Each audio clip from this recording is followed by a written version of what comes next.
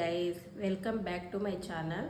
ನಾನಿವತ್ತು ಸಿಂಪಲ್ ಆಗಿರೋದು chicken fry ತೋರಿಸ್ತಾ ಇದ್ದೀನಿ. ಇದು ಬ್ಯಾಚುಲರ್ಗೆ ತುಂಬ ಈಸಿಯಾಗಿ ಮಾಡ್ಬೋದು. ಬ್ಯಾಚುಲರ್ ಹುಡುಗರು ಯಾಕೆ ಅದನ್ನು ಹೇಳ್ತಾ ಇದ್ದೀನಿ ಅಂದರೆ, ಇದರಲ್ಲಿ ಗ್ರೈಂಡ್ ಮಾಡೋ ಅಂಥದ್ದು ಏನೂ ಇಲ್ಲ, ಎಲ್ಲ ಹಾಗಾಗಿ ಹಾಕಿ ಮಾಡೋವಂಥದ್ದು. ಸೊ 10 to 15 ಮಿನಿಟ್ಸಲ್ಲಿ ಚಿಕನ್ ಫ್ರೈ ಆಗೋಗುತ್ತೆ. ಅದಕ್ಕೋಸ್ಕರ ನಾನು ಒಂದು ರೆಸಿಪಿ ತೋರಿಸ್ತಾ ಇದ್ದೀನಿ, ಸಿಂಪಲಾಗಿ ಮಾಡೋ ಅಂಥದ್ದು. ಮೊದಲಿಗೆ ಬಾಣಲೆ ಇಟ್ಕೊಳ್ತೀನಿ, ಸ್ಟವ್ ಆನ್ ಮಾಡ್ತೀನಿ.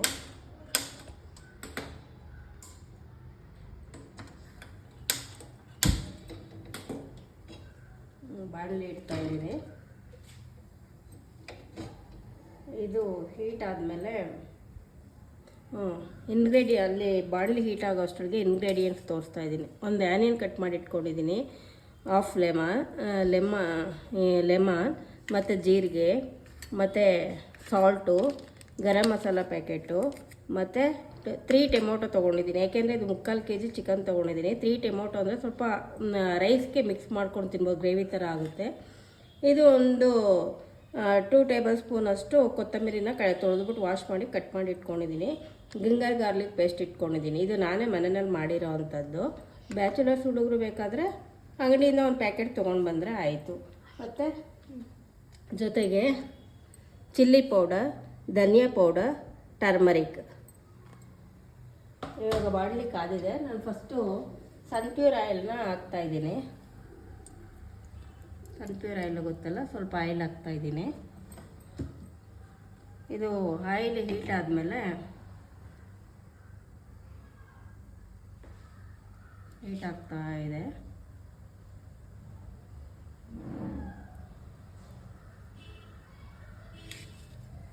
ಹೀಟ್ ಆದಮೇಲೆ ಸ್ವಲ್ಪ ಈರುಳ್ಳಿ ಹಾಕ್ತಾಯಿದ್ದೀನಿ. ಒಂದು ಈರುಳ್ಳಿ ಕಟ್ ಮಾಡಿ ಇಟ್ಕೊಳ್ಳಲ್ಲ, ಎಣ್ಣೆ ಕ್ಲೀನಾಗಿ ಕಾಯಬೇಕು.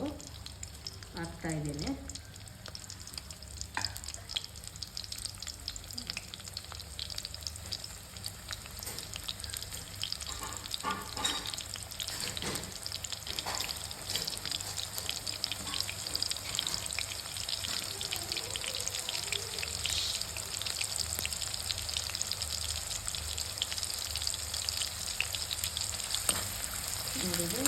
ಈರುಳ್ಳಿ ಫ್ರೈ ಆಗ್ತಾಯಿದೆ.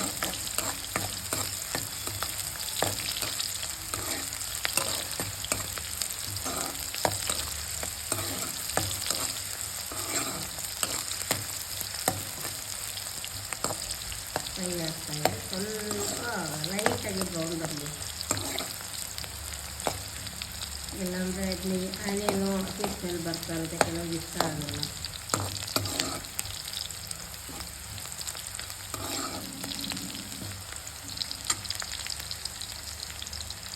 ನಾನು ಸ್ವಲ್ಪ ಸಾಲ್ಟ್ ಹಾಕ್ತಾಯಿದ್ದೀನಿ, ಏಕೆಂದರೆ ಬೇಗ ಈ ಆನಿಯನು ಬ್ರೌನಿಶ್ ಆಗುತ್ತೆ.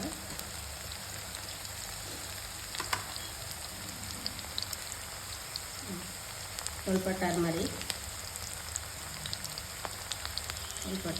ಹಾಕ್ತಾಯಿದ್ದೀನಿ.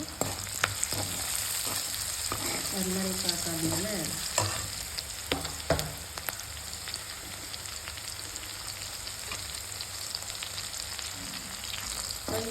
ನಾನು 3 ಟೊಮೊಟೊ ಕಟ್ ಮಾಡಿ ಇಟ್ಕೊಂಡಿದ್ದೆಲ್ಲ 3 ಟೊಮೊಟೊ ಹಾಕ್ತಾಯಿದ್ದೀನಿ. ಯಾಕೆಂದರೆ ಈರುಳ್ಳಿ ಜೊತೆಗೆ ಟೊಮೊಟೊ ಹಾಕೋದ್ರಿಂದ ಏನಾಗುತ್ತೆ, ಅದು ಕ್ಲೀನಾಗಿ ಮ್ಯಾಚ್ ಆಗುತ್ತೆ, ಕ್ಲೀನಾಗಿ ಬಾಯ್ಲ್ ಆಗಿಬಿಡುತ್ತೆ.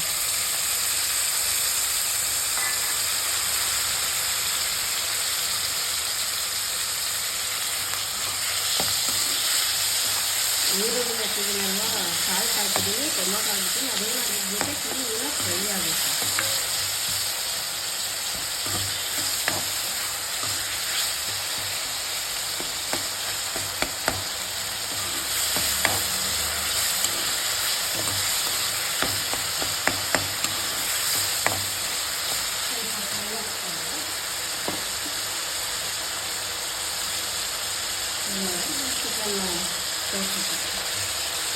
ಚಿಕನ್ ಹಾಕ್ತಾಯಿದ್ದೀನಿ.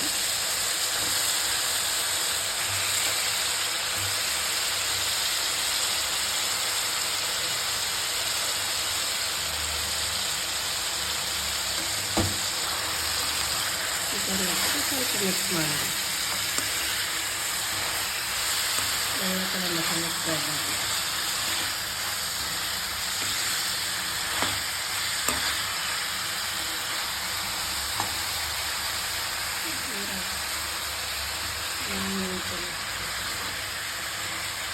ಅಂದರೆ ಟೊಮೊಟೊ ಜೊತೆ ಚಿಕನ್ ಮಿಕ್ಸ್ ಆಗ್ತಾಯಿದೆ.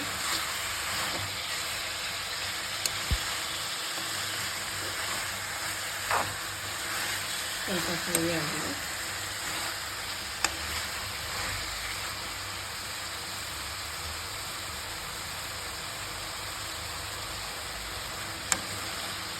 ಸ್ವಲ್ಪ ಫ್ರೈ ಆಗಿದ ತಕ್ಷಣ ಸ್ವಲ್ಪ ಜಿಂಜರ್ ಗಾರ್ಲಿಕ್ ಪೇಸ್ಟು, ಸ್ವಲ್ಪ ಜಿಂಜರ್ ಗಾರ್ಲಿಕ್ ಪೇಸ್ಟ್ ಹಾಕ್ತಾಯಿದ್ದೀನಿ.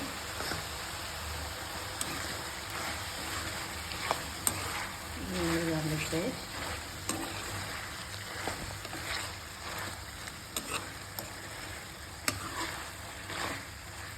ಇಲ್ಲಿ ಗೊತ್ತಾಗ್ತಾಯಿದ್ದಿಲ್ಲ, ಫ್ರೈ ಆಗ್ತಾಯಿದೆ ನೀಟಾಗಿ.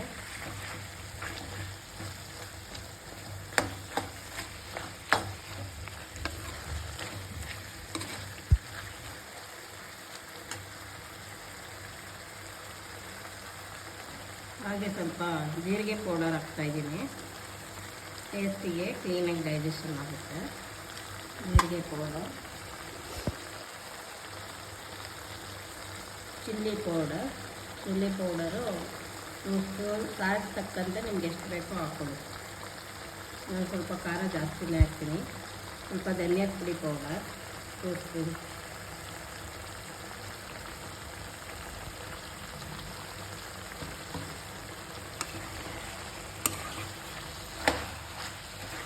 ಇವನ್ನೆಲ್ಲ ಹಾಕಾದ್ಮೇಲೆ ಒಂದು ಮಿಕ್ಸ್ ಕೊಡು.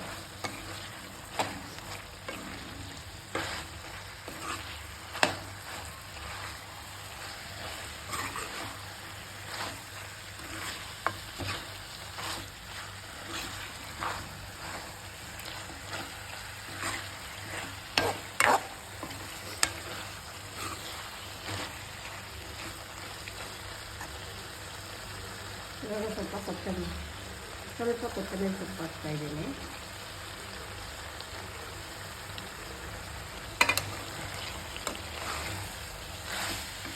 ಹಾಕಾದ್ಮೇಲೆ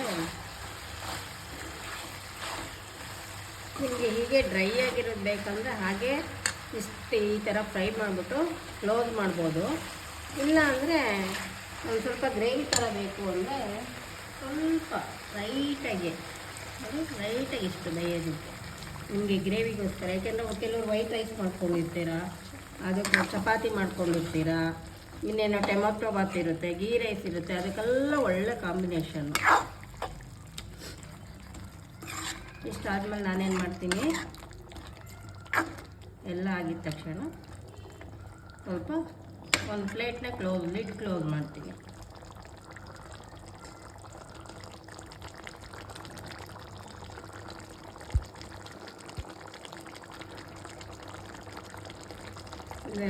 ಮೊದಲೇ ಎಷ್ಟು ರುಚಿಗೆ ತಕ್ಕಷ್ಟು ಉಪ್ಪು ಎಲ್ಲ ನೋಡಿಕೊಂಡು ಹಿಂಗೆ ಜಸ್ಟ್ ಹಿಂಗೆ ಕ್ಲೋಸ್ ಮಾಡಿ ಆಗಿದೆ. 15 ಮಿನಿಟ್ಸ್ ಆಗಿದೆ ನೋಡಿ. ಹಿಂಗೆ ಗೊತ್ತಾಗುತ್ತೆ ನಿಮಗೆ, ಸ್ವಲ್ಪ ಆಯಿಲೆಲ್ಲ ಮೇಲೆ ತೇಲ್ತಾ ಇರುತ್ತೆ. ಸೊ ಫ್ರೈ ಆಗಿದೆ ಅಂತ. ನಿಮಗೆ ಹಾಗೆ ಸ್ವಲ್ಪ ಗಟ್ಟಿ ಬೇಕಾದರೂ ಯೂಸ್ ಮಾಡ್ಬೋದು, ಸ್ವಲ್ಪ ತೆಳ್ಳಗೆ ಬೇಕಾದರೂ ಯೂಸ್ ಮಾಡ್ಬೋದು. ನಿಮ್ಮ ನೆಸೆಸಿಟಿ, ನಿಮ್ಮ ಅನುಕೂಲಕ್ಕೆ ಹೇಗಿದೆ ಹಾಗೆ ಮಾಡಿ. ಈಗ ಚಿಕನ್ ಫ್ರೈ ರೆಡಿ. ಒಂದು ಬೌಲ್ಗೆ ಹಾಕೊಂಡು ತೋರಿಸ್ತೀನಿ ಇವಾಗ.